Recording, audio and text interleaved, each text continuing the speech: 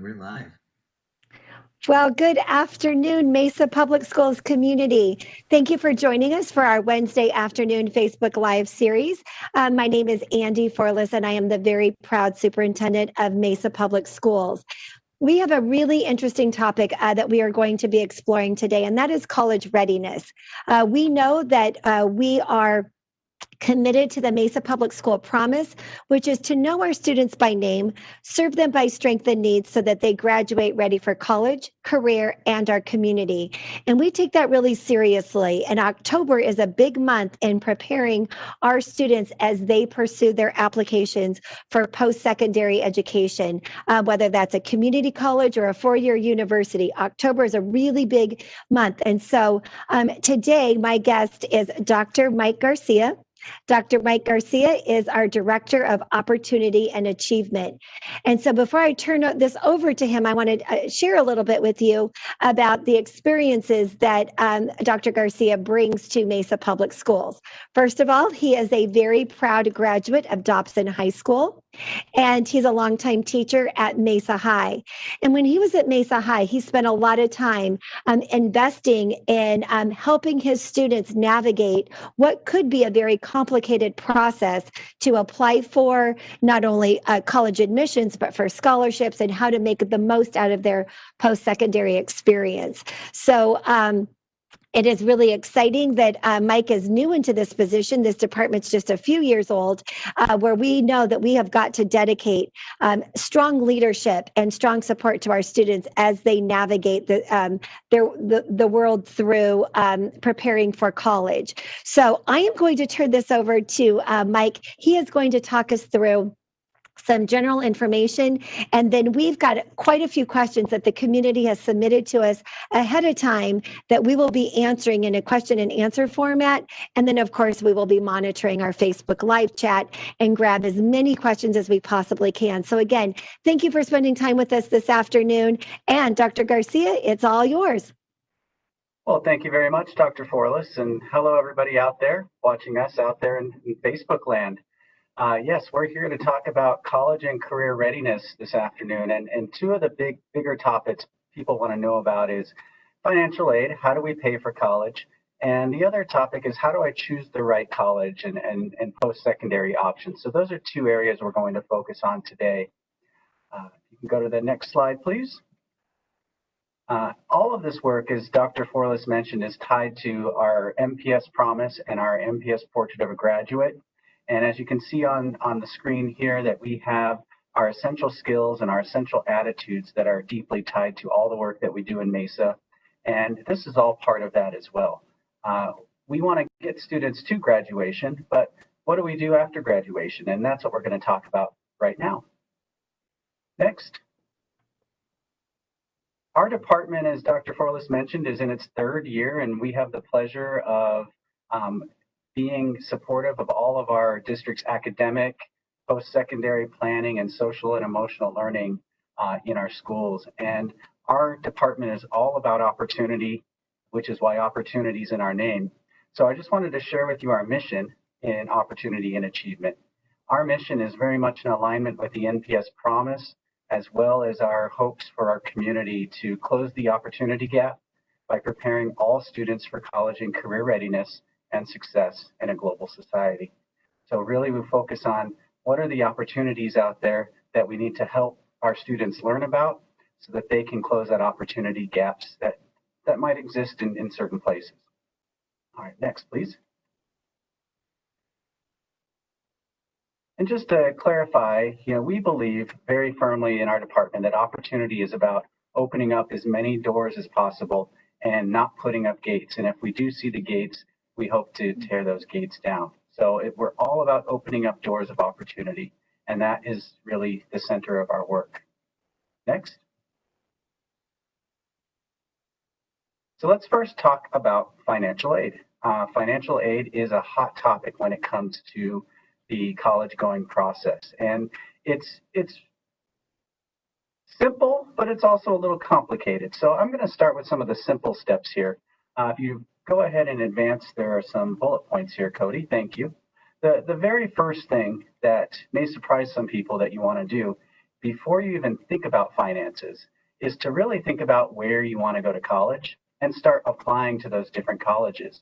Because one of the very common application, or one of the very common ways that students receive funding for college is simply applying to the college itself. And it is the #1 scholarship application that you can do as a student is simply applying to the college. And that's because many of our colleges offer varying scholarship packages and financial aid based off of your situation as a student or your student situation. So a lot of people don't think about it that way, though. They think that they have to have the money first and then they apply to the colleges. But really applying to the colleges is a critical first step, because there are lots of different aid packages that you might gain access to simply by applying to those colleges. So we would think about it, and I'll talk about that in a little bit, but we want to think about that as a critical first step. Just to give you an example, many of our high schools have already hosted college application days, and they do that before they host their FAFSA nights and their scholarship nights, because they know that that's a really critical first step. The next big piece, and Dr. Forlis is right, October is a big month because in October, FAFSA becomes available. And FAFSA is the free application for federal student aid. That would be the next critical step in the financial aid process. Is you've applied to colleges, now you're going to need to do your FAFSA. And what the FAFSA is going to tell you is some critical information, which I'll go over in just a little bit.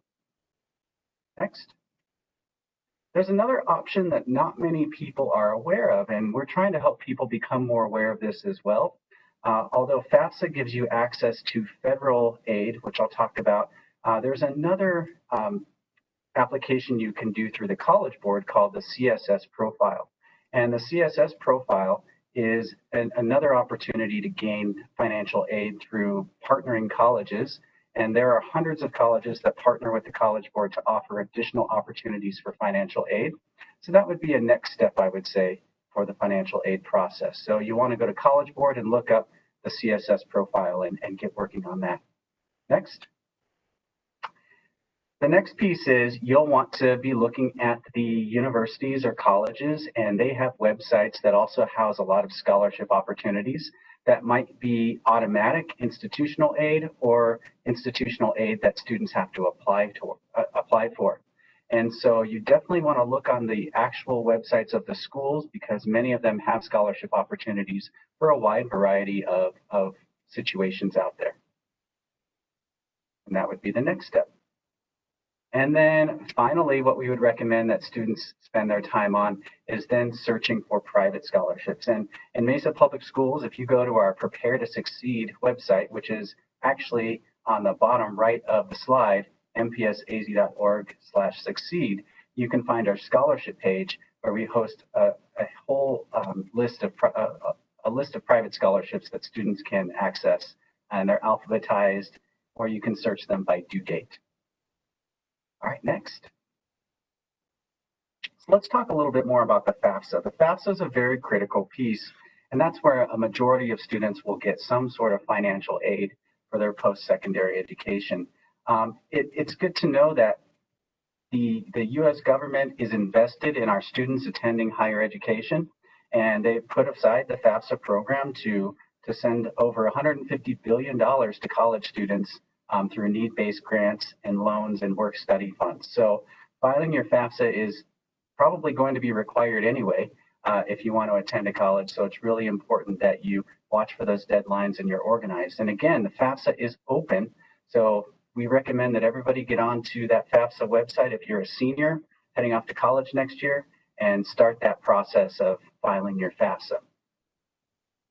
Next. So here's some important dates to know with the FAFSA. As I said, October 1st is the first day that the FAFSA can be completed. And I just looked at the data today, and at each of our high schools, we already have over 450 students who have filed their FAFSA. So we know that our efforts are getting out there, and it's only been open for 20 days. So that's great. They see the importance of it. And we've been really making a push to campaign for that importance. And what we have seen is the more students who file a FAFSA, the more students who actually end up sitting in college seats that next year and attending a school. January 1st, for a lot of schools, is typically the priority deadline. So there's really no reason to put off the FAFSA. I would recommend actually that you always, as a rule of thumb, do not delay the FAFSA past Thanksgiving. So really keep in mind that October and November are the critical months for filing a FAFSA. That is because a lot of the money that's awarded from schools is awarded on a first come, first served basis. So as you can imagine, as we wait longer and longer into the year, there's just a little bit less money to give out from those financial aid funds that the schools have access to. So we recommend the earlier the better.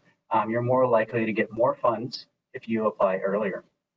Again, to maximize, we recommend that you definitely file your FAFSA by December 1st. Okay, next. So again, just real quickly, where do you find the FAFSA? FAFSA.ed.gov is the official website where you'll find the FAFSA application. There are some steps you'll need to go through, and it's really important that families are involved in this process because there are definite pieces that parents need to be involved in as well as the students as well. So I would recommend sitting down as a family and looking at this information and going through it together. That will be your first critical step to getting that federal aid. So how does that work? Well, I filed my FAFSA, and what you're really going to be doing is connecting the federal government with some financial information and connecting to schools with some of your financial information and disclosing income and other assets that you might have. And what the FAFSA will help determine is what your family might be expected to contribute based on your income and based on your assets.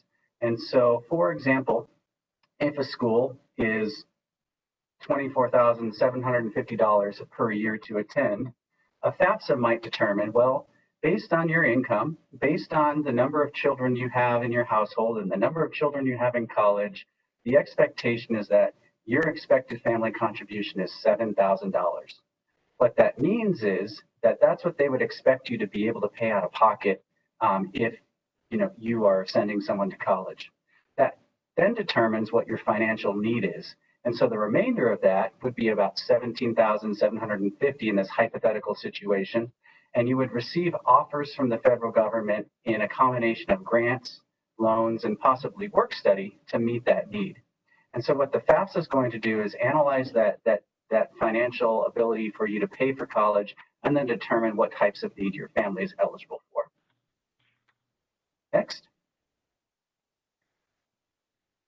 Again, after you apply to the schools and after you apply to the FAFSA, the schools are going to determine other avenues of financial aid that you may qualify for, and this is what we call institutional aid. So this is aid that comes not from the federal government, but from the school itself. So if I were to apply to the University of Arizona, this aid would come directly from the University of Arizona. And they usually do that in two different ways. They have need-based, which is determined by your financial need. So a lot of aid, for example, the Obama Scholarship at Arizona State University that many of our Mesa students benefit from is a need-based scholarship, and students receive financial aid based on their family income level. So there's need-based aid, and then there's merit-based aid, which is another popular way that schools determine financial aid. Merit-based aid is determined by grades, test scores, and community involvement, such as service learning and those types of pieces as well. And so those are two different pathways. And if you go ahead and click next, Cody, for me, there'll be some bullet points there. Thank you. You can go ahead and reveal all of those on the slide. So these can come, institutional aid usually come from the colleges and universities themselves, again, most likely to be given to recent high school graduates, which is why it's very important to make the point that we always want to apply for our financial aid in our colleges right when we're a senior in high school, even if we plan on deferring that for a couple of years for personal reasons.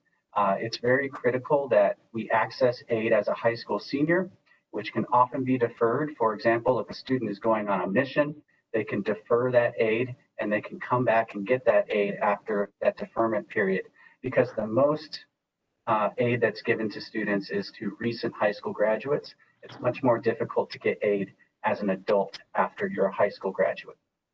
All right, and then the next two bullet points definitely apply to the colleges early. We want you to be doing that right now. And then, of course, as a junior, if there are juniors out there, parents of juniors, we want you to take the PSAT and take the ACT and SAT as early as possible and as often as possible. Next slide, Cody. So how do we choose a college? That's the other choice. Yeah, that's the other thing we want to talk about. So let's talk a little bit about that. Next slide, please. As we choose a college, these are the 4 areas that most people want to consider. What is included in the total cost of college? And it really ties to our previous topic, financial aid. So we want to think about what are the tuition and fees that we're going to be paying? What are the costs of room and board if I'm going to be living on campus? And what are the costs of books and supplies and other living expenses? And the other living expenses are something that our students often don't plan for. So we want to make sure that they think about those things. Are we going to be driving a car? Are we going to need money for gas? Are we going to need other expenses outside of those first 3 bullet points? And all of those can be factored into our financial aid package as well. All right, next, please. The other thing that's really important is, I know for me, the sticker price of college was really scary. And for a lot of our students, when I was working with students and working with families directly on this, it was the #1 turnoff for going to college, because they would look at that cost of attendance and they would see that sticker price, like $27,000 a year to go to ASU. And they would say, there's no way I can do that. Really, what a lot of people end up paying, though, is what we call the net price, after financial aid, after other considerations are made. Each of our colleges, and most colleges in the country, have what's called a net price calculator. And it really is going to be dependent on what kind of scholarships and what type of financial aid that you're available or you're eligible for. So what we'd recommend before you look at that sticker price and walk away is you look at that net price calculator and you calculate what is that net price. So we've just calculated for an average student here to show you that an average student to go to ASU might see a sticker price of $27,000, but that average student going to ASU is actually going to pay $16,000 a year when it's all said and done. And even that $16,000 could be funded through financial aid if the student is eligible. So it's really critical that you don't just look at that sticker price, but you look at the net price. And all of our colleges in this state have net price calculators, and those are also found on our mpsaz.org Succeed website. So that's something to consider. The other thing to think about is really just doing your research. And we try to start that research in Mesa as early as 5th grade to start to learn our college and career choices. And all of our 5th through 12th grade students engage in what we call our ECAP, our Education, Career, and Action Plan. And they start to think about really early on what are their interests and goals. So by the time they get to the point where they choose a college, they actually know a little bit more about themselves and what their goals are. But really, you want to choose a college not by which football team you like the best, but by what are your interests, what are your goals, and which colleges and programs provide you the programs that are going to match those goals the best.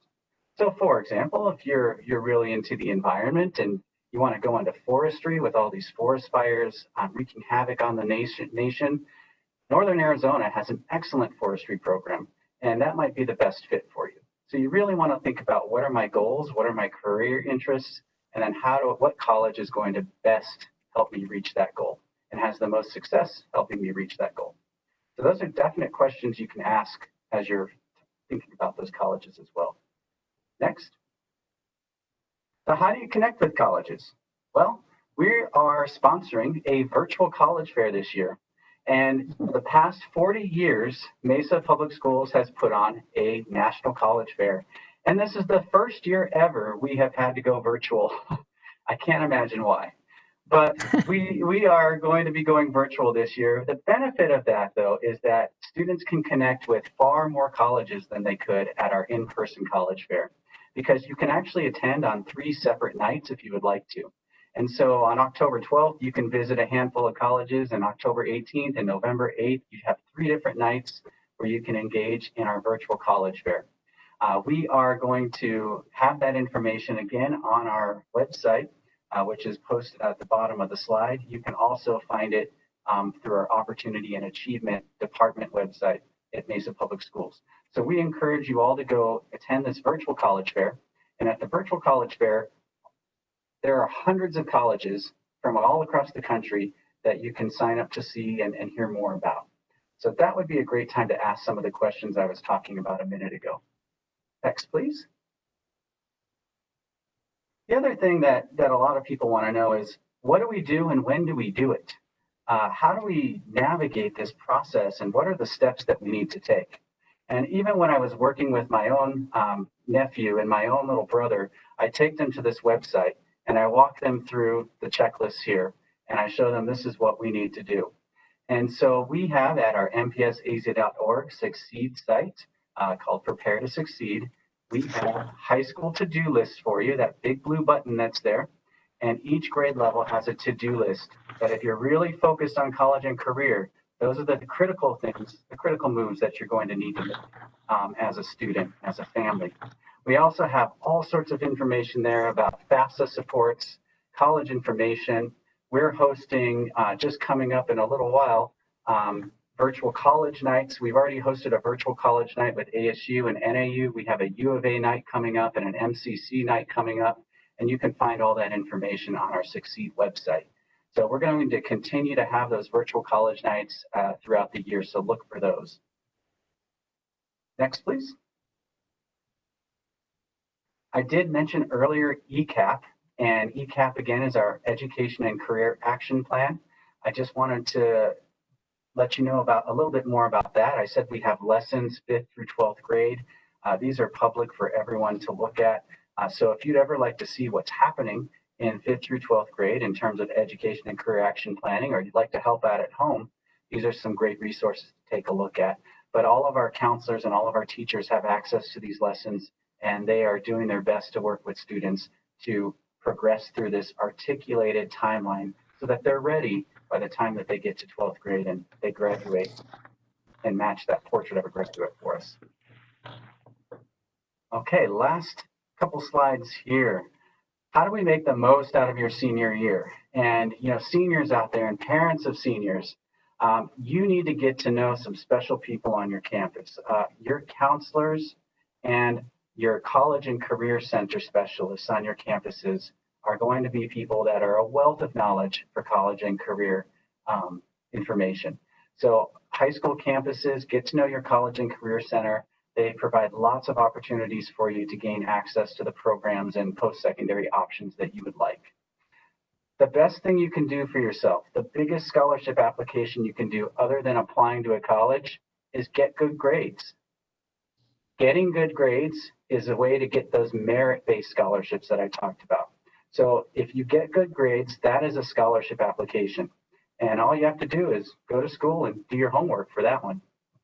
The other thing you want to definitely do is make sure you apply for the FAFSA in review. You want to take part in those college virtual nights, as many as you can, and learn about as many colleges as you can. Apply to multiple colleges. Don't just apply to one, because you never know. I've had several students find out that after they applied to 3 or 4 different colleges, the initial college that they wanted to go to didn't give them nearly as much money as maybe their 3rd or 4th choice. And by the time they got down to their 4th choice, maybe they had a fully funded scholarship that they wouldn't have had they not applied to those other colleges. And so what we find often is you're going to get different financial aid packages depending on the college. And so we encourage that you do some shopping and you apply to different colleges and see who's going to give you the best deal. And also understand, a lot of people are asking, well, what about now during a pandemic? I get a lot of students and a lot of people asking me, well, my grades are suffering because of the pandemic, or I didn't get this opportunity to take the SAT or the ACT. And just understand that the whole country is in that situation, and many colleges are being very understanding. And I would just be open and explaining as you talk with reps and ask those questions about, I didn't get a chance to take the SAT. Is that still required for admissions this year? And maybe it's not. I know many schools are reducing some requirements based on the pandemic situation that we're in. Last slide. The other thing you can do to make the most out of your senior year is really before your senior year, starting in 7th and 8th grade, start getting involved in college readiness programming. We have some really great college readiness programming. We have our CTE programs, we have AVID, we have AP, we have IB choices in this district. So if you can get involved in any one of those that are going to lead to a college or career path, that's going to be a great opportunity for you as well. All right, so thank you. That's my presentation on financial aid and the choosing a college.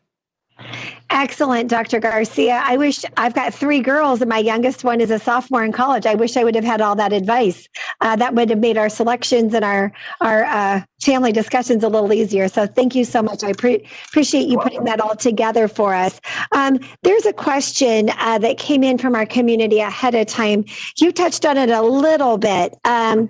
Will schools still have college representatives visit campuses so they can learn more, or is that canceled due to COVID? Yeah, that's a really good question. I'd be happy to answer that. We have many formal partnerships with colleges and universities, and with many of our schools that we have programmatic partnerships with, like MCC, ASU, U of A, NAU. We do have people on campus who can connect students to those post-secondary opportunities. But we are also hosting, as I mentioned, several virtual opportunities. So definitely go to the Prepare to Succeed website. That's where we're going to continue to post those virtual opportunities. I think the biggest virtual opportunity still to remember is the virtual college fair. And you can see all of the out-of-state colleges when you go to our website. There are hundreds and hundreds to choose from, and you get to pick which ones you want to hear from. Yeah, I'm always so impressed when we've had the live college fair, how many universities are there with representation to ask good questions. So I'm so glad to know that that's going to be done in a virtual environment this year. So thank you for you and your team for pushing through to make that happen. We've got another question that has come through earlier, and I'll take a piece of it, and then if you want to add on to it. The question is, I've heard it's more affordable to start at a community college. Is that true? Well, we certainly know that the tuition at a community college is more affordable. But again, as Dr. Garcia said, that whole FAFSA process is really what helps you to make some decisions. But I also want to give you a sneak peek at what will be unveiled and more of the details released is around the College Promise. And the College Promise is coming out of the City of Mesa. The City of Mesa has prioritized supporting graduates from Mesa Public Schools to pursue coursework at Mesa Community College for the first 2 years with no tuition. So it would be tuition free. So lots of information is coming out and will be coming out to our community. So I want to raise the level of awareness around the Mesa College Promise. That's something that our community has invested in. And there's been a lot of fundraising that has been done at the city because we know that providing quality education for our kids today is a strong workforce tomorrow. So that's very intentional on their part. All right, I've got one more question, and I'm watching our time, so we're going to wrap up after this one, Dr. Garcia. Sure. The last question for today is, I heard the FAFSA is really complicated, and it's super time-consuming. Is that true? So, yeah, that's a fair question.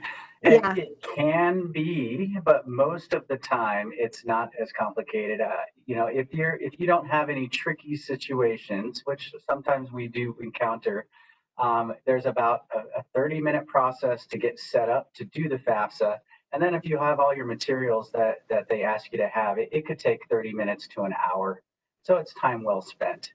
But we do have cases where we have difficult situations, and that's where we want to reach out to our school experts who can connect us with people who can help.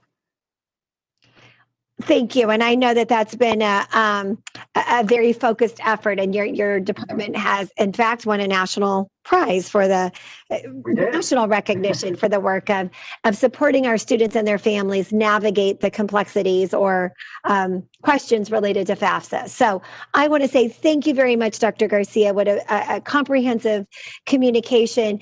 Those of you who have been watching, if you think that you've got friends or family members that would be very interested in this, we post all of these Facebook Live videos, not only on Facebook, but also on our website under the Safe strong, ready page. So thank you, Dr. Garcia. Thank you to your team for keeping college preparation at the top of our priorities as we support our kids every way that we possibly can. So have a wonderful afternoon, and thank all of you from our Mesa community for joining us.